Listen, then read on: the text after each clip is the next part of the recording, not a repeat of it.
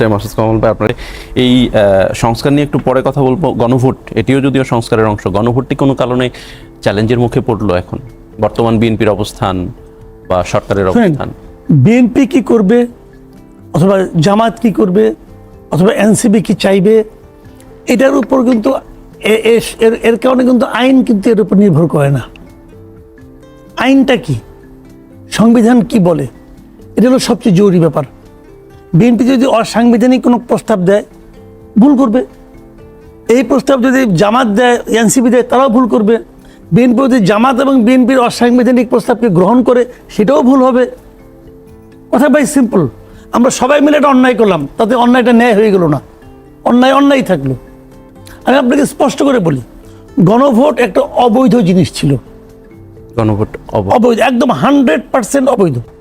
এই জায়গাটা একটু বদিউল আলম মজুমদারের আজকের একটা মন্তব্য, উনি একটা কলামে লিখেছেন যে যখন একটা অনুচিত কিছু সংঘটিত হয়ে যায়, একটা রোমান ডক্ট্রিনকে সামনে রেখে উনি বলেছেন সেটি আসলে সেটি নিয়ে আমার সঙ্গে বসতে বলেন, আমি তারপর আলাপ করি। এটি নিয়ে বলে যে এটি প্রশ্নাতীত হয়ে যায়। আসলে কে বলে প্রশ্নাতীত হয়ে যায়? কতগুলো জিনিস আছে, সময়ের প্রয়োজন একটা ব্যাপার আছে। সময়ের প্রয়োজনে তো অনেক কিছু ঘটে। যেমন আপনি যদি বলেন যে আন্দোলন কি সংবিধান মানে হয়েছে, না হয় নাই। সংবিধান মানে আন্দোলন হইতো না, ওটা সময়ের প্রয়োজন। আমি আপনাকে একটা ছোট্ট এক্সাম্পল দিয়ে বুঝাই। ধরেন একজন সুন্দরী রমণী আপনার সঙ্গে যাচ্ছে হাইটা, আপনি দেখলেন সে হয়তো মোবাইল দেখতেছে আর যাচ্ছে। আপনি দেখলেন ওনার সামনে একটা বড় গর্ত, ওখানে পড়লে ওনার হাত পা ভাঙতে পারে, উনি মারাও যেতে পারেন।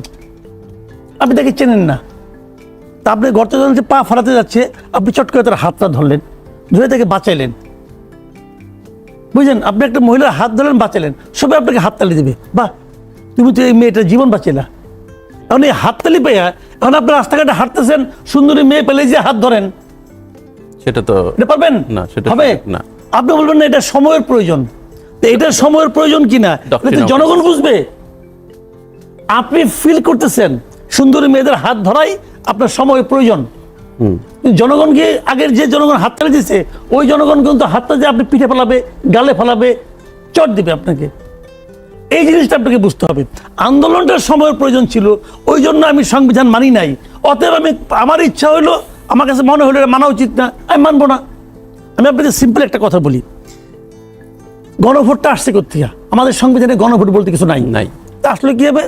রাষ্ট্রপতি একটা অধ্যাদেশ জারি করেছে, গণভোট অধ্যাদেশ 2025 করছে তো। আচ্ছা, প্রথম প্রশ্ন, রাষ্ট্রপতি কি গণভোট অধ্যাদেশ জারি করতে পারেন? স্ট্রেট পারেন না। কেন পারেন না সেটা আমি বলি।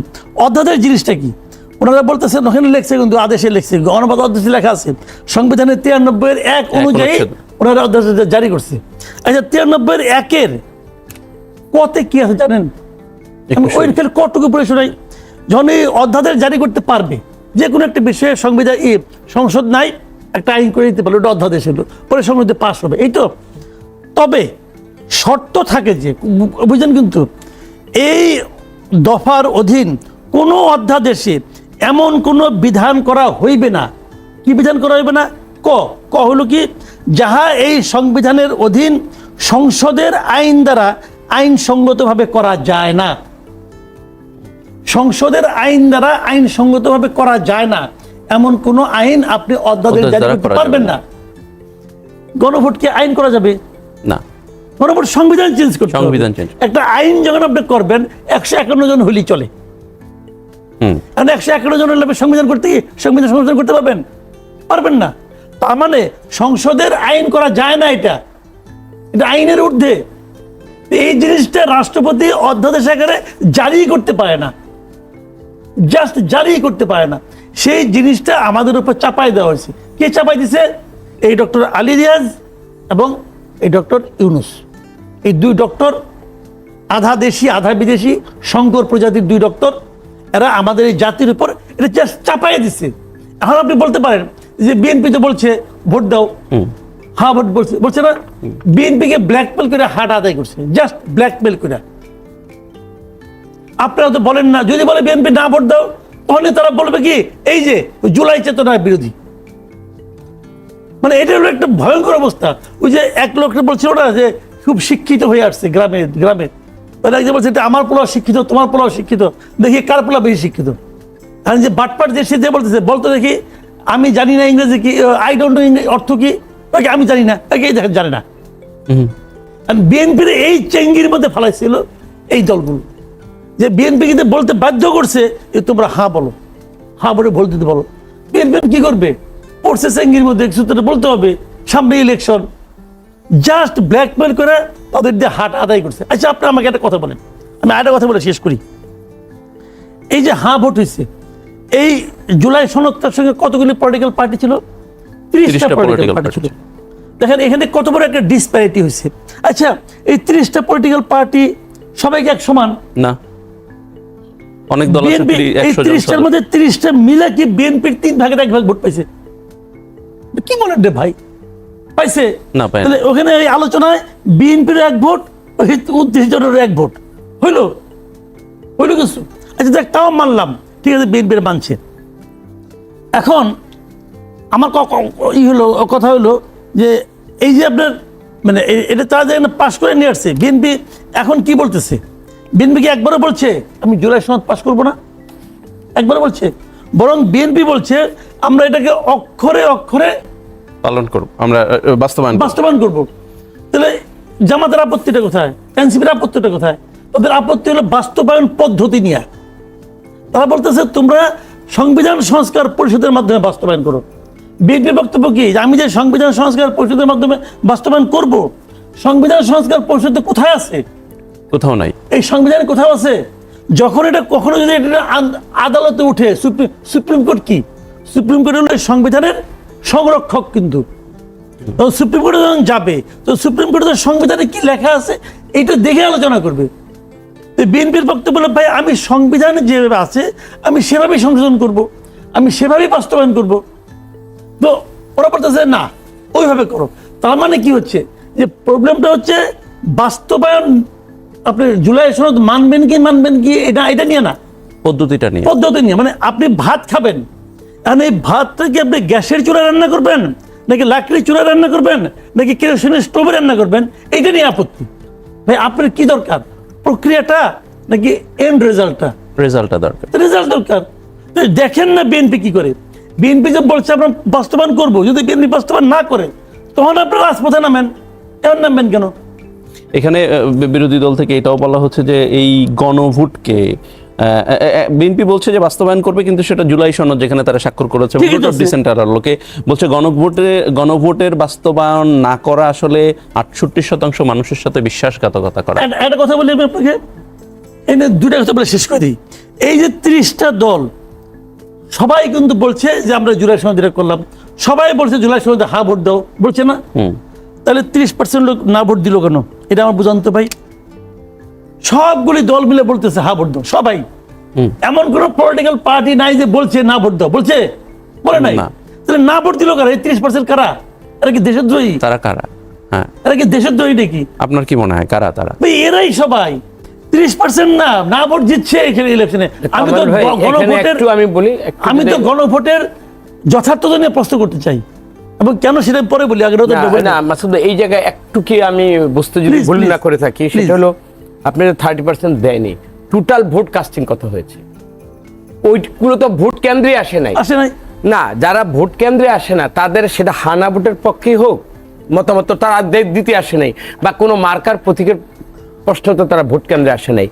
আউট অফ এই 70% যেটা আমাদের হয়েছে এখন কি যেটা আমাদের কাছ থেকে হানা ভোটের পক্ষে হয়েছে, তো ওইখানে কি আমাদের ভোট নাই? ওইখানে তারেক রহমান আহ্বানে সারা আমরা দেইনি, বড় সুতরাং ওইটার এখন তারা ওইটার কি মানে ফায়দা নিতে চাচ্ছে? তারা তো এই প্রশ্নটাই করতে চাচ্ছে যে আপনাদের মানুষ মানে দেশের মানুষ ভোট দিয়েছে, গণভোট হ্যাঁ জয়যুক্ত হয়েছে, সেই জায়গা থেকে কেন আবার জুলাই সনদের ভিত্তিতে গণভোটে যত লোকে ভোট দিছে তার মধ্যে আমি যদি বলি যে 85% লোক না বুঝে দিছে। এখানে আবার এনারা বিরোধী দল এই প্রশ্নও করে যে জেলে ধানের শীষে যারা ভোট দিছে তারা কি সবাই আসলে বুঝে দিছে 31 দফা বা বিএনপির ইশতেহার? ধানের শীষ এবং দাড়িপাল্লা, ধানের শীষ, দাড়িপাল্লা, শাপলাকলি, এই তিনটাই তো মূল দল। এইগুলো কিন্তু পাবলিক বুঝাই দিছে। দাড়িপাল্লা দিলে হুজুরা জিতবো, আর শাপলাকলি দিলে গুপ্ত হুজুরা জিতবো, আর ধানের শীষ দিলে ওনারা জিতবো, এটা বুঝে দিছে। কিন্তু ওই যে আপনার চারটা দফা, সবচেয়ে বড় কথা হলো কি 4 দফা দিয়া 4টা পয়েন্ট 4টা হ্যাঁ অথবা নাতে হয় না। আপনি কখনোই হ্যাঁ অথবা নাতে 4টা প্রশ্ন পাবেন না।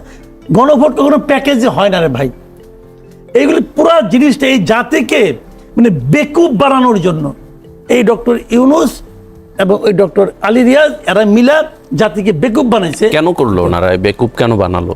তাদের একটা বিকৃত একটা মানে চিন্তা চেতনা ছিল, এটার মধ্যে কিন্তু অনেক গেম চলছে। সোজা কথা, এই দেশের মানুষকে অপমান করার জন্য তারা এই কাজটা করছে। না এখানে মাসুদ কামাল ভাই এখানে অনেকের অনেক এজেন্ডা ছিল। আপনি বলেন না সুপ্ত গুপ্ত, এখানে কি ছিল? ইলেকশন যেন না হয়। এই যে আপনার ডিপ স্টেট নিয়ে যেটা কথা বলছে, আসিফ যেটা বলছে, যেটা আমরা যদি এটা স্বাক্ষর করতাম, মত দিতাম, আজকে রাষ্ট্র অন্যভাবে পরিচালিত হতো। অ্যাকচুয়ালি এই ইলেকশনটা যেন না হয়, এই ইলেকশনটা যেন হয়, এখানে বিভিন্নমুখী ষড়যন্ত্র ছিল। এইটার আজকে মানে ষড়যন্ত্র প্রকারভেদটা বা এইটারটা মানে hot type of just conspiracy ছিল, ওইটা তো এইখানে অন এয়ার এটা বলা যাবে না। তবে এটুকু বলি, আজকে যে 69%কে এত প্রায়োরিটি দিচ্ছে যারা, তো 69% যদি ওদের দাবির মুখে, তার মানে ওদের কি 69% কি তারা সোলেদের সাথে ওইটা বিএনপির ওইটাকে এনকেশ করে ওইটার দাবির উপরে আপনি সংবিধানের বাইরে গিয়ে কোনো কিছু পাশ করতে বলবেন, এটা অনুচিত। আর 69% যদি তাদের সোলেজেন্সি থেকে থাকে, তাহলে তো তারা তো আজকে রাষ্ট্র ক্ষমতায় থাকতো। সুতরাং 69% এটার মধ্যে তারেক রহমানের আহ্বান ছিল। সুতরাং ওইটার দাবি করে, ওইটার উপর আপনি পুঁজি করে আপনি অন্য কিছু আশা করবেন সংবিধানের বাইরে গিয়ে, এটা কামাল ভাই বলতেছিলেন, স্পষ্ট বলতেছেন। এবং ওনার মতো লোক, উনি তো আমাদের দল কানা না বা কোনো বিএনপির উপর বায়াসনেস হয়ে তো উনি আজকে কথাটা বলতেছে না। যে তালগোলটা পাকাচ্ছে, এর মধ্যে অনেকে ছিদ্র অন্বেষণ করে অনেক কিছু করতে চেয়েছে। একটা ইলেকশন হোক, ইলেকশনের মাধ্যমে মানে অনেক কিছু কিন্তু হয় নাই, কিন্তু আজ না হোক কাল এগুলো বেরিয়ে আসবে। সুতরাং এখন যা হয়েছে, মানুষের এই রায়কে, যে রায়টা হায়নার পক্ষে গেছে, ওইটার দেখেন বিএনপি কতটুকু মানে।